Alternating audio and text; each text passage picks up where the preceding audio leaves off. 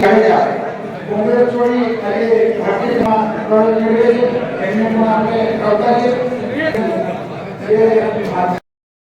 ઉપસ્થિત અને જે લોકો ઉપસ્થિત નથી એવા આપણા વિસ્તારના સર્વે આદરણીય નાગરિકો અને પાર્ટીના કાર્યકર્તાઓનો હૃદયપૂર્વક ખૂબ ખૂબ આભાર માનું છું. અને સતત ત્રીજી વખત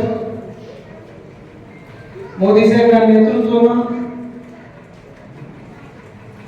ફરીથી એક વખત પાર્ટીએ જ્યારે મને ઉમેદવાર તરીકે ઘોષિત કરી હોય અને ઉમેદવારની જવાબદારી આપી હોય ત્યારે હું વ્યક્તિગત રીતે બહુ મજબૂતીથી માનું છું. મને એમાં કોઈ ડાઉટ નથી કે કોઈ શંકા નથી.